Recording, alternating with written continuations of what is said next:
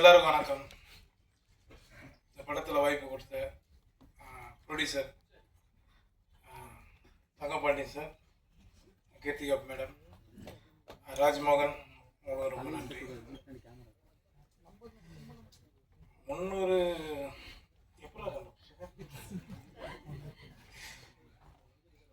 இதை நமக்கு பத்தாது.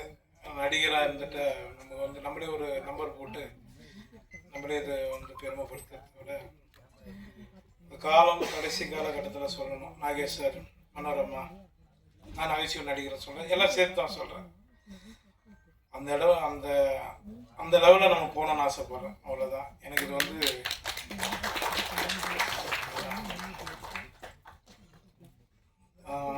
சென்றாயன் ரொம்ப நன்றி. என் சீன் அழுகுற மாதிரி நான் எதுவுமே பண்ணல. ஆனால் சரி பார்க்கலாம், வச்சுருக்கேன் நான் எடிட்டில். அடுத்து மைனா, உங்களுக்கு ரொம்ப நன்றி. ஹலோ இல்லைண்ணா ராஜ்மோகன், நம்ம வந்து 2016 வந்து நயன்தாரா கூட நடிச்சிட்டோம். சரியா? இந்த ஹீரோனி நடிக்கலாம், நம்மள அதை பற்றி கவலை இல்லை. கதை தானே நம்ம முக்கியம். சரிங்களா? ரொம்ப நன்றி நீங்கள் என் கூட நடிச்சதுக்கு.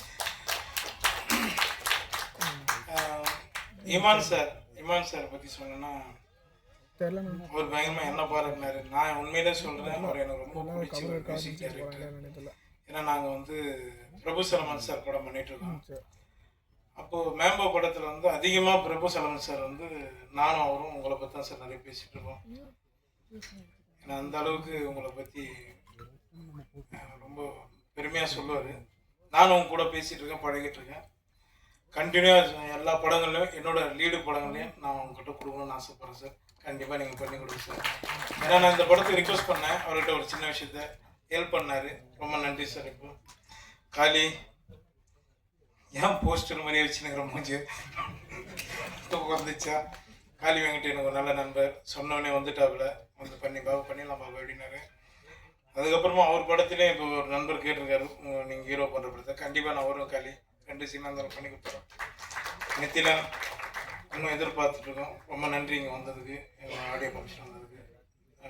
லிரிக்ஸ் ரைட்ரு அப்புறம் நேதா சார் ரொம்ப நன்றி. Madan sir, Ramesh sir, Soundarya madam, என்னோட நண்பர் பொம்மநாயகி டைரக்டர் ஷேர் ரொம்ப நன்றி. கேமராமேன் பிரதீப் எல்லாரும் ரொம்ப நன்றி. நான் இன்னைக்கு கொஞ்சம் இதெல்லாம் எல்லா மேடையில் கொஞ்சம் தான் பேசி இறங்கிடுவேன். சரி கொஞ்சம் அப்படி பேசுகிறேன், கொஞ்சம் டயர்டாக இருப்பீங்க எல்லாரும். ராஜ்மோகன் வந்து எனக்கு ராஜபாட்டிலேருந்து எனக்கு நல்லா பழக்கம், கிளப்போட இருந்துச்சுன்னா. அதுக்கு முன்னாடி நான் அவர் அண்ணன் சுப்பிரமணிய சிவானன் சொன்ன மாதிரி வந்து ஒரு ஆற்காடு பக்கத்தில் ஒரு கிராமம். அந்த கிராமத்தில் எங்கள் தாத்தாவோட பூர்வீகம். நாங்கள் பிறந்ததெல்லாம் எல்லாமே சென்னை வாசி தான். நாங்கள் எல்லாமே வெளியூர்லேருந்து வந்துட்டால் மட்டும் இங்கே வந்து வாய்ப்பு ரொம்ப கஷ்டம் கிடையாது. சென்னையில் பிறந்தவங்களுக்கு ரொம்ப கஷ்டம். நான் இந்த 24 வருஷம் அனுபவப்பட்டிருக்கேன். 2009 வந்து யோகி தான் உங்களுக்கு தெரியும். அதுக்கு முன்னாடி நான் லொல்லு சபா எல்லா சேனல்லையும் ஒர்க் பண்ணியிருக்கேன், எல்லார்ட்டையும் ஒர்க் பண்ணியிருக்கேன், ஆர்ட் டைரக்டருக்கு ஒர்க் பண்ணியிருக்கேன், நிறைய வேலை பார்த்துருக்கேன். அது என்னோட வளர்ச்சிக்கு நான் பண்ணி தான் ஆகணும். ராஜ்மோகன் பற்றி நான் சொல்லிடுறேன், அதோட சொல்லிட்டு முடிச்சுக்கலாம். வந்து என்கிட்ட ஒரு முறை கதை சொன்னான். கதை சொல்லிவிட்டு அதுக்கப்புறம் கொஞ்ச நாள் காணாமல் போயிட்டான். இப்போ நான் என்னோட ஆஃபீஸில் உட்காரும் போது ராஜ்மோகன் ஞாபகம் வந்தது எனக்கு. இவன் என்ன பண்ணுறான் அப்படின்ட்டு ஒரு நாள் ஃபோன் அடித்து கேட்டேன். ஒரு 3 வருஷத்துக்கு மேலே, ஒரு 3 வருஷத்துக்குள்ள 3-4 வருஷத்துக்கு அப்புறம் நான் அவனுக்கு ஃபோன் அடித்தேன். என்னடா பண்ணுற அப்படின்னா, ஆனால் இது மாதிரி ஒர்க் பண்ணிகிட்ருக்கேன் சினிமா கொஞ்சம் அப்படின்னு. படம் பண்ணலான்னு சொல்லி கூப்பிட்டு அதுக்கப்புறம் தான் மீட் பண்ணோம். அது அப்படி தான் இந்த படம் ஆரம்பித்தோம். சரிங்களா? இது வந்து இது மாதிரி நிறைய டைரக்டர், அசிஸ்டன்ட் டைரக்டர் எல்லாருக்குமே நாங்கள் ஹெல்ப் பண்ணுறது ரெடியாக இருக்கேன். வாங்க, கரெக்டாக பண்ணுங்க. சரிங்களா? எனக்கு வாய்ப்பு கொடுத்ததுக்கு ரொம்ப நன்றி. தேங்க்யூ. அதுக்கப்புறம் நம்ம நண்பர்கள் நிறைய பேர் கேள்வி கேட்பாங்க. அவங்களெல்லாம் வெளிலாம் போச்சுன்னா போட்டு நம்ம எல்லாம் நடிக்கலாம். கமல் சார் கிட்ட தான் ஒன்றும் நடிக்கல, சீக்கிரம் அது நடக்கும்னு நினைக்கிறேன். கமல் சார் கிட்ட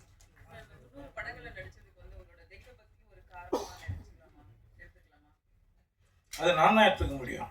பார்க்குறேன், நீங்கள் எப்படி எடுத்துக்க முடியும்?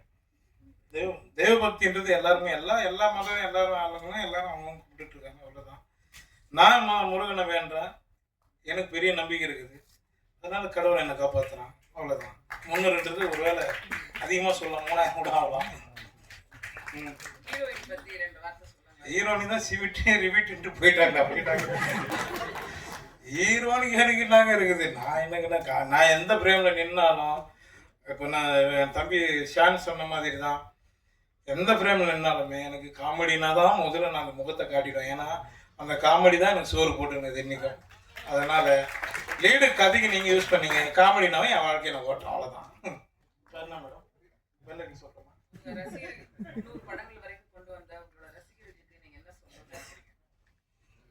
ரொம்ப ரொம்ப நன்றி. இது கம்மி, இன்னும் நிறைய உங்களுக்கு நான் கொடுப்பேன். ரொம்ப சந்தோஷம். நன்றிங்க. இன்னொரு 5 நிமிஷத்துல இந்த விழா நிறைவரும். இப்போது யோகி பாபு கதை நாயகன் அவர்களுக்கு தயாரிப்பாளர் ஒரு பெரிய மலர் மாலை அணிவித்து தன்னோட அன்பை செலுத்துவார். அடுத்து ஒரு கேக் கட்டிங் இருக்கு. வித்தியாசமான முறையில இந்த படத்தோட ட்ரெய்லர் ரிலீஸ் ஆகும் போது ஒரு 5 நிமிஷத்துல எல்லா நிகழ்வும் நம்ம நடத்த போறோம்.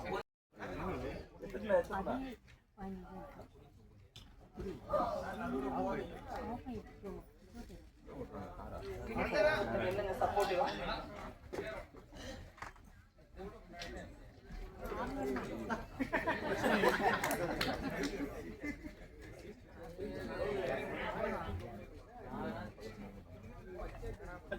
ஓகேவா? ஓபன் ஆச்சா?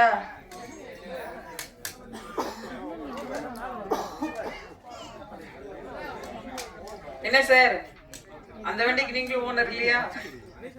காளி வெங்கட் சார் ட்ரை பண்ணலாமா?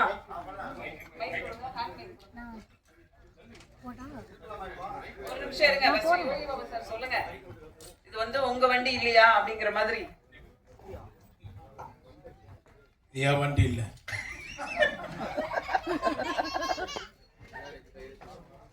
என்னது? நான் சுத்தியும் திறக்கல, அதனால என் வண்டியும் இல்லை. சரி, அப்ப ஒண்ணு பண்ணலாம். இன்னையோட ஹீரோ வந்து இமான் சார் தான். இமான் சார் நீங்க வாங்க. ஐயா வாங்க.